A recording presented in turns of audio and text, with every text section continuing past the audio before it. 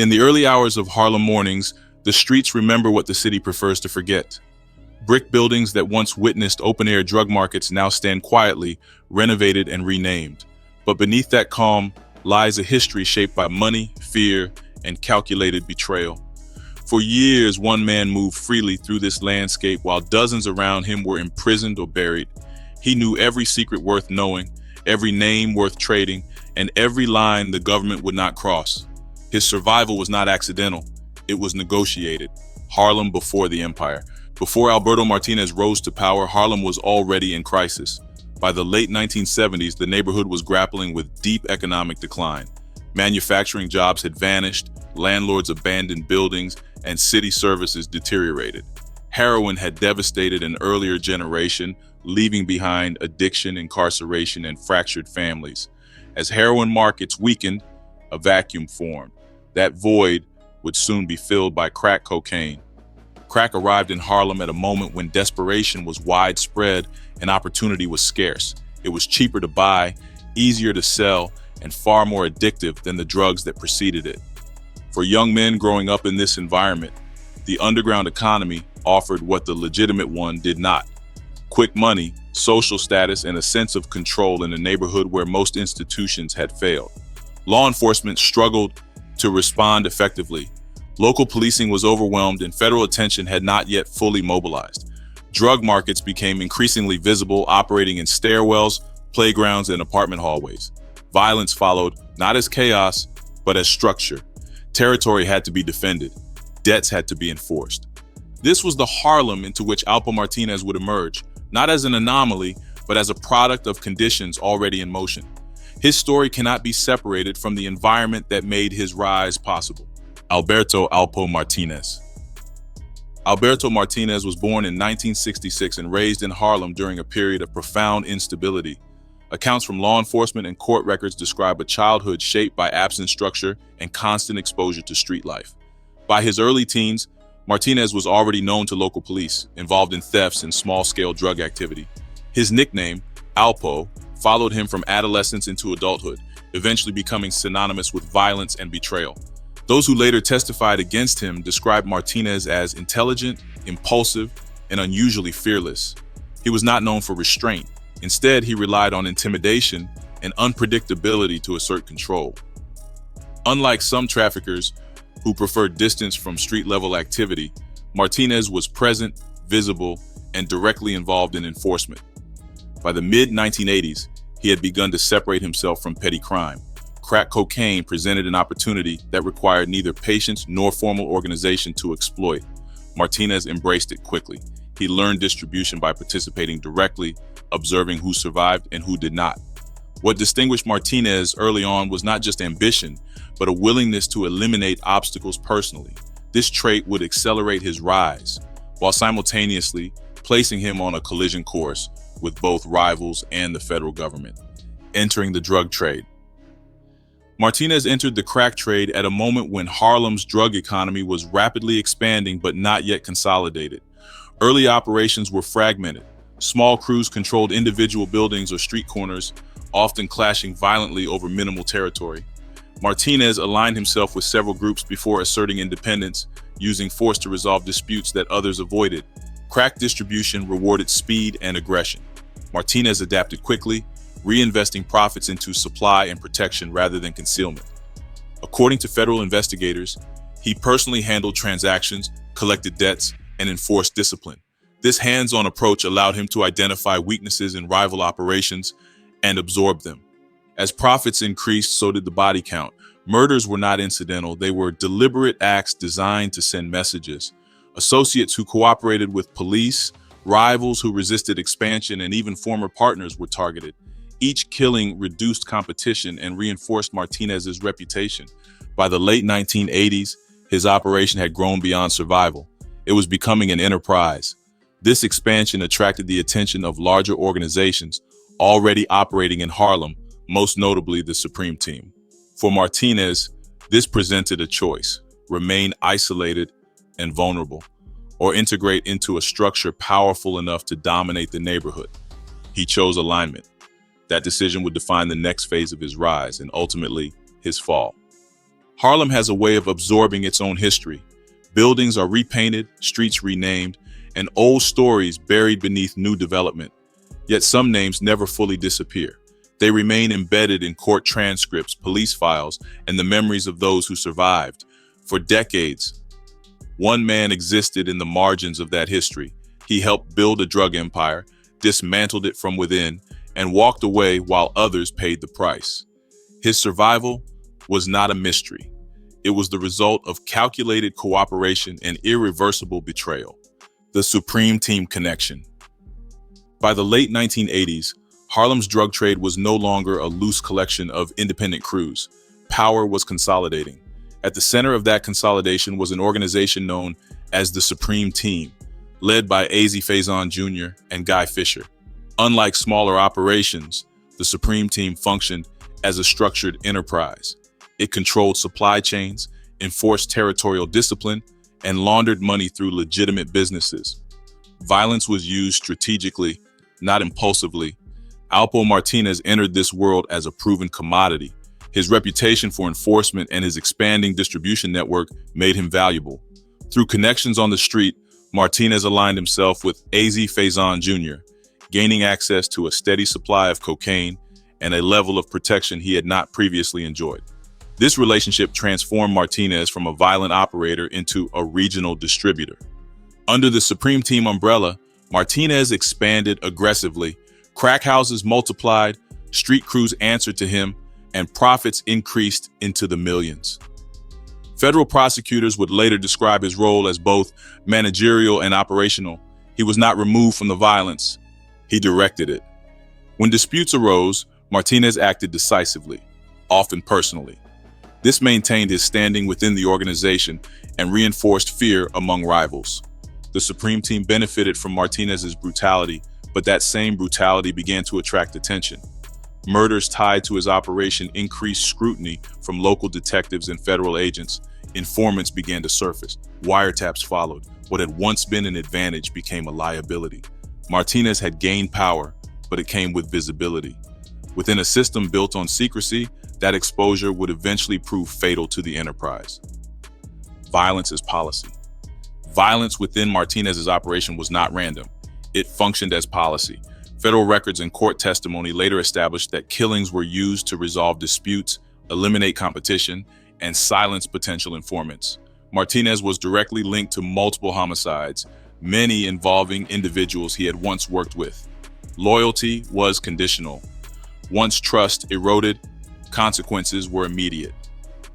Witnesses described Martinez as unpredictable and ruthless. He did not rely solely on intermediaries.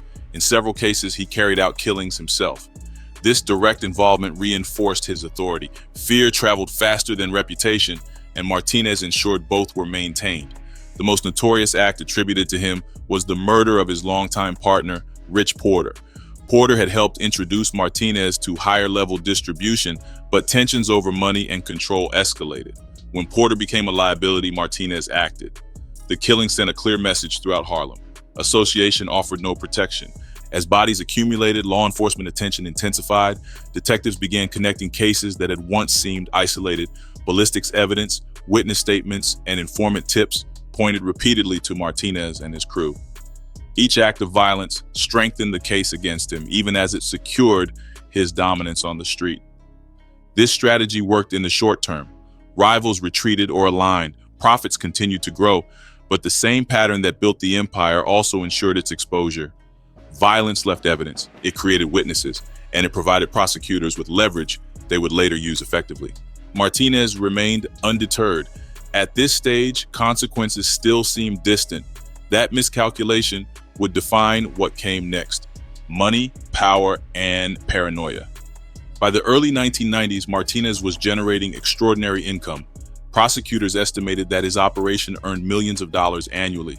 Cash was stored in apartments, vehicles, and safe houses. Spending became conspicuous. Luxury cars, expensive jewelry, and constant movement marked his daily life. Visibility increased, both on the street and within law enforcement circles. With wealth came paranoia. Martinez trusted fewer people, rotated locations frequently, and relied on intimidation to maintain discipline. Associates were monitored closely. Any hint of disloyalty was treated as an existential threat. This environment bred instability, fear replaced loyalty, and mistakes multiplied. At the same time, federal investigations were accelerating. Multi-agency task forces targeted the Supreme Team and its affiliates. Surveillance expanded, financial records were examined, informants were cultivated patiently. Martinez was named repeatedly in confidential reports, even when evidence remained circumstantial. Internally, the organization began to fracture. Arrests removed key players. Cooperation rumors circulated. Martinez sensed the shift. He responded by becoming more volatile, which only increased scrutiny. Law enforcement later described this period as the point where containment became possible. The empire was no longer expanding, it was consolidating defensively. Despite mounting pressure, Martinez did not flee. He believed his reputation insulated him. He underestimated the federal system he was about to encounter. Unlike street rivals, prosecutors did not need fear. They needed time. That time was nearly up. Law enforcement closes in. The investigation into Martinez intensified as federal authorities shifted strategy. Rather than focusing solely on drug distribution, prosecutors pursued homicide, conspiracy, and racketeering charges. This expanded the scope of evidence and increased potential sentences dramatically. Martinez was no longer just a trafficker. He was a liability to the entire organization. Wiretaps captured conversations between Supreme Team members. Financial trails revealed money movement inconsistent with reported income. Witnesses who had once been too afraid to speak began cooperating in exchange for reduced sentences. Each piece of information reinforced the next. By late 1991, arrests were underway. Associates were detained, questioned, and confronted with evidence. Some chose silence, others did not. Martinez remained free, but isolation increased. He understood the implications. If convicted on all potential charges, he faced multiple life sentences. When federal agents finally arrested him, the case was already built. Interrogations were methodical. Prosecutors presented evidence incrementally, allowing Martinez to understand the depth of exposure. The message was clear. Cooperation was the only viable path to survival. This was not a moment of remorse, it was calculation. Martinez evaluated the options available and chose the one that preserved his freedom. The decision he made next would dismantle an entire network and redefine his legacy permanently. By the time the federal case reached its final stages, Harlem no longer resembled the neighborhood where the empire was built. Many of the buildings remained, but the power structures had shifted. Courtrooms replaced street corners as the sites where fate was decided. In sealed rooms, evidence was cataloged, testimony rehearsed, and deals weighed carefully. One man stood at the center of it all, holding information capable of destroying an entire network. What followed would alter the balance between justice, survival, and consequence for decades. The turning point. Alpo Martinez entered federal custody facing an array of charges that carried catastrophic consequences. Prosecutors had assembled evidence linking him to large-scale drug trafficking, conspiracy, and multiple homicides. The potential sentence was not theoretical. Conviction on even a portion of the charges could have resulted in life imprisonment without parole. Interrogations began shortly after his arrest. Federal agents approached the process strategically, revealing information in stages. They outlined the testimony already secured, the wiretap transcripts, and the corroborating physical evidence. Martinez was shown that silence would not protect him. The government had witnesses prepared to testify, some of whom had once operated under his authority. At this stage, Martinez did not confess immediately. According to court records, he listened, asked questions, and assessed the strength of the case against him. He understood leverage. He also understood that his knowledge exceeded that of most defendants. Years of operating at the center of Harlem's drug trade had given him intimate awareness of murders, supply routes, and financial arrangements that prosecutors could not fully reconstruct without cooperation. The turning point came when prosecutors made clear that no loyalty remained to protect him. Former associates were already cooperating. The organization he had relied on no longer existed in functional form. Martinez faced a narrowing set of options. He chose to negotiate. In doing so, he initiated one of the most consequential cooperation agreements tied to the Harlem crack era. The decision was not framed as repentance. It was framed as survival. From that moment forward, Martinez was no longer just a defendant. He became a tool of the federal government, becoming a federal informant. Once negotiations began, Martinez provided information at a scale rarely seen in federal narcotics cases. According to prosecutors, he identified dozens of individuals involved in drug trafficking, violent enforcement, and financial laundering across Harlem and beyond. His cooperation extended beyond drug transactions. It included detailed accounts of homicides, including dates, locations, and the identities of those involved. Martinez was debriefed extensively. Sessions lasted hours and continued over weeks. Agents cross-checked his statements against existing evidence, informant testimony, and forensic records. In many cases, Martinez's information confirmed long-standing suspicions that had previously lacked proof. In others, it opened entirely new investigative paths. The impact was immediate. Arrests followed, indictments expanded. Cases that had stalled for years moved forward.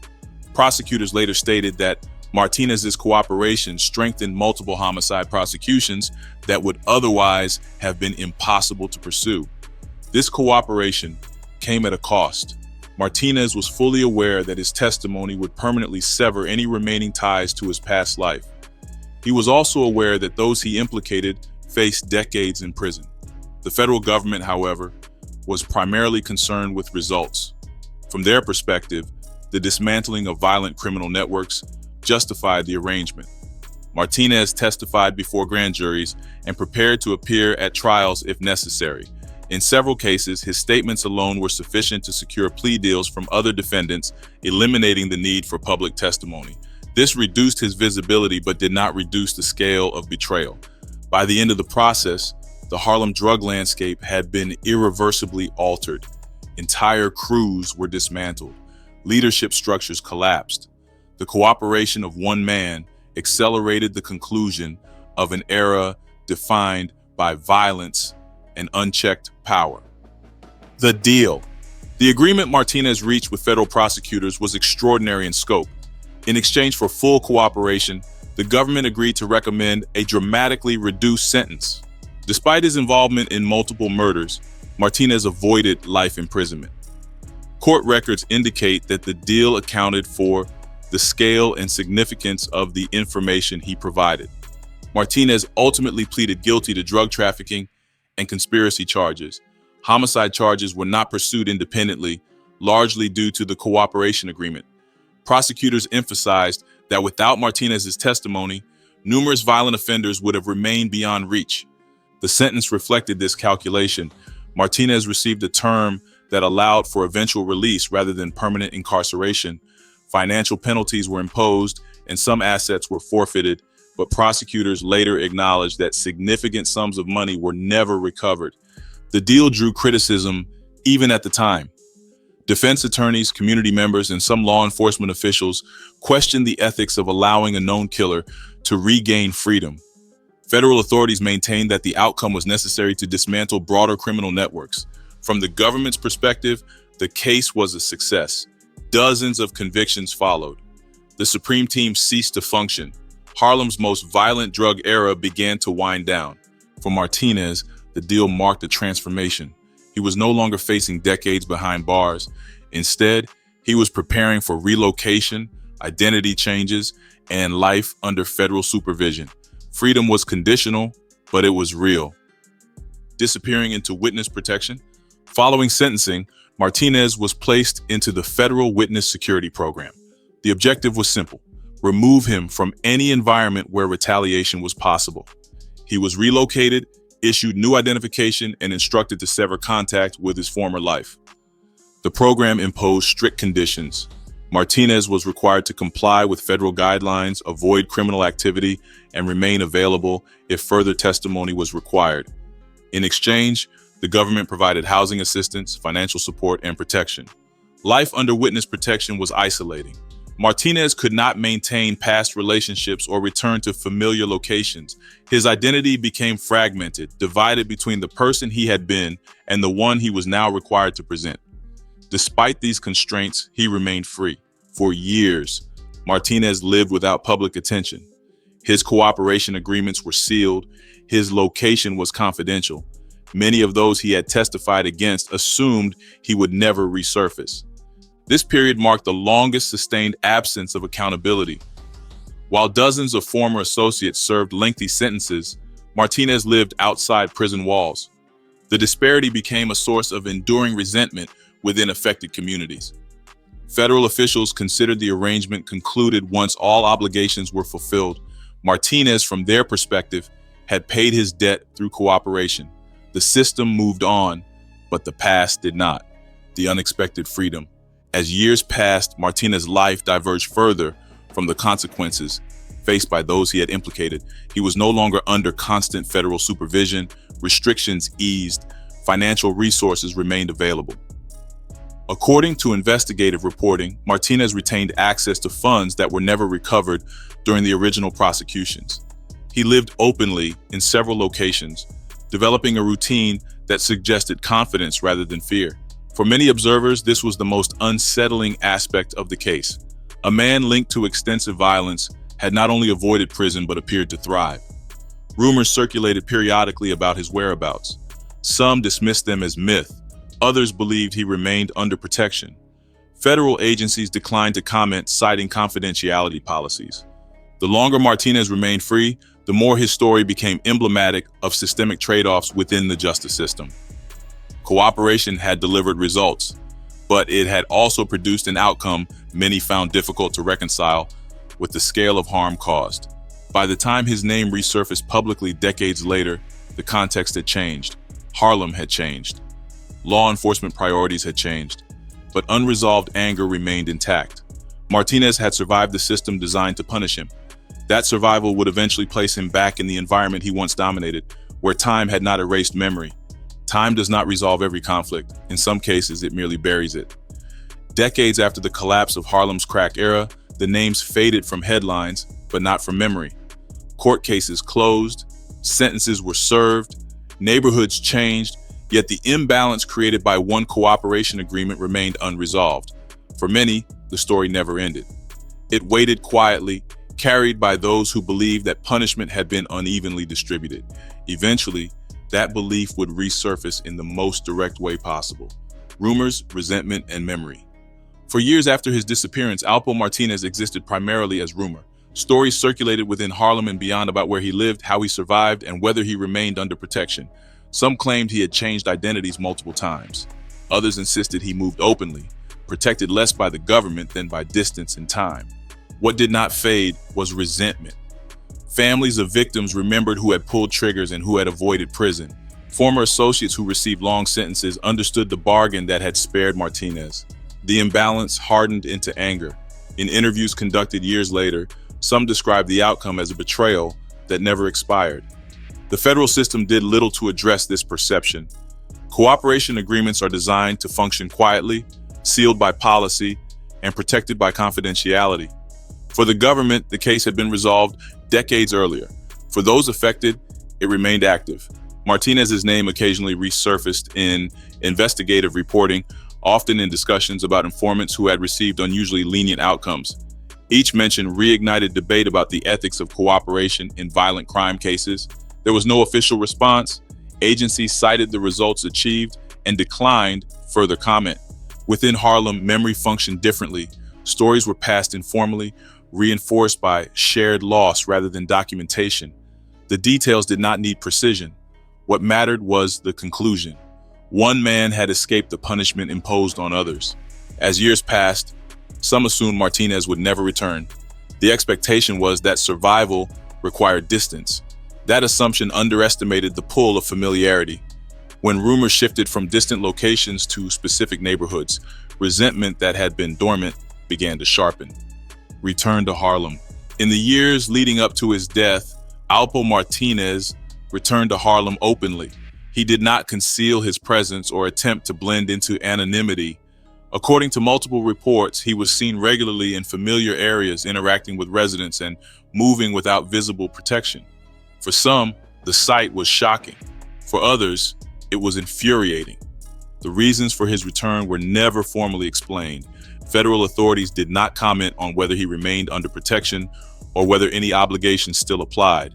What was clear was that Martinez appeared confident. He walked streets where his actions had once shaped entire blocks. Harlem itself had changed. Gentrification altered demographics, property values, and daily rhythms. Yet long-term residents recognized Martinez immediately. His past was not abstract, it was personal. Murders, betrayals, and prison sentences were not distant history. His presence disrupted the quiet balance that had formed over decades. Those who had lost family members or years of their lives did not view his return as accidental. It was seen as provocation, intentional or not. There were no public threats, no recorded confrontations. Tension existed without spectacle. Law enforcement did not intervene. Martinez was not wanted for any outstanding charges. Legally, he was free.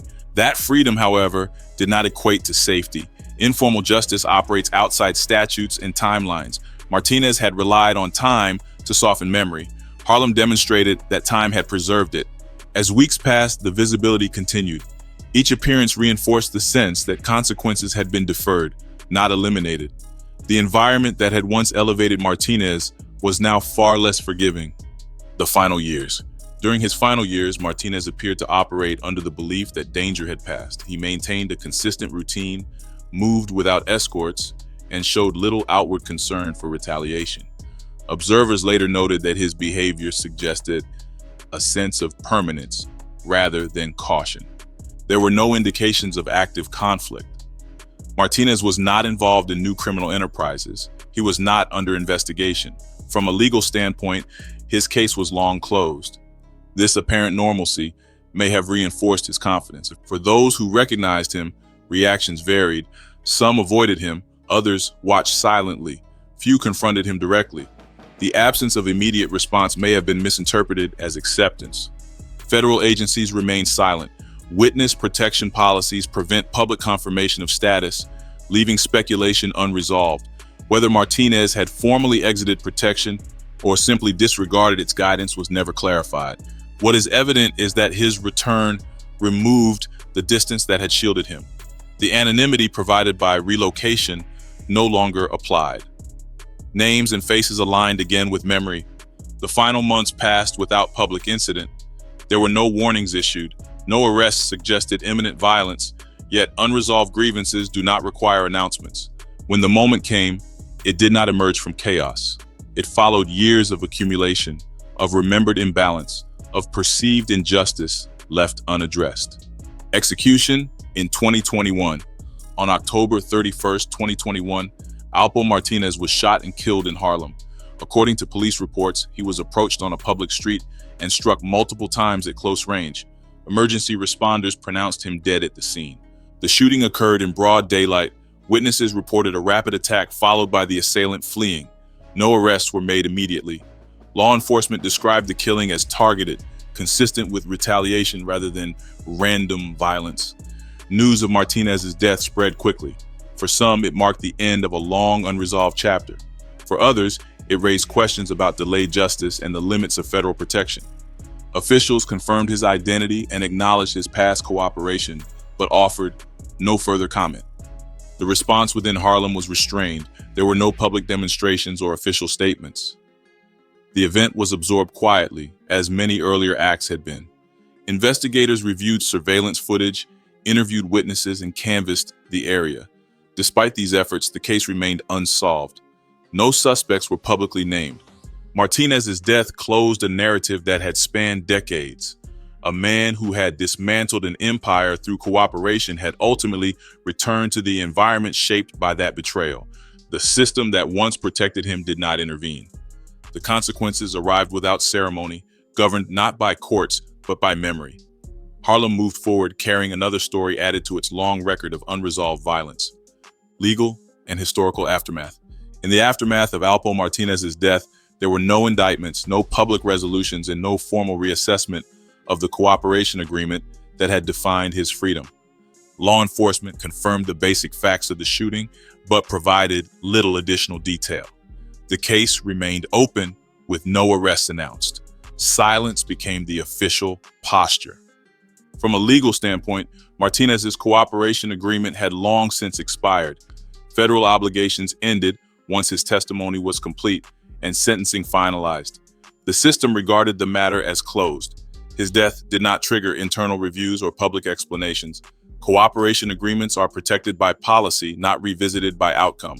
Historically, the case became a reference point in debates over the use of informants in violent crime prosecutions. Legal scholars and journalists cited Martinez when examining the ethical boundaries of plea bargaining. Supporters argued that his cooperation dismantled a violent drug network and saved lives. Critics countered that it undermined public confidence by allowing a major participant in multiple homicides to avoid proportional punishment. Within affected communities, the legacy was more personal. Families of victims saw no formal acknowledgement of imbalance. For them, the case symbolized a justice system that prioritized efficiency over accountability. That perception endured long after courtrooms moved on. The Harlem crack era is now studied as a historical period defined by policy failure, economic collapse, and aggressive enforcement strategies. Martinez occupies a unique position within that history. He was both a driver of violence and a key instrument in its suppression. His life intersected with nearly every major contradiction of the era. Decades later, his story remains unresolved in the public imagination. There were convictions, dismantled organizations, and statistical declines in violence. There was also a lingering question about cost. The system achieved results, but not consensus. Martinez's death did not close that debate.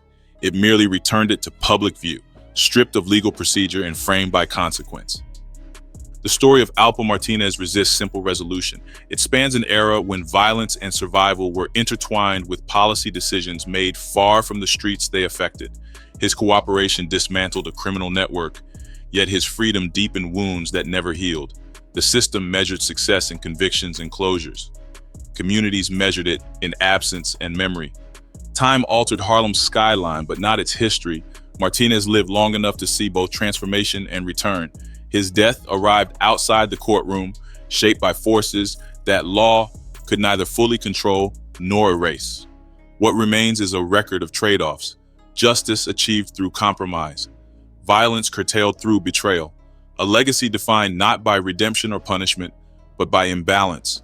The story ends without resolution, carried forward as a reminder that some outcomes endure long after cases are closed.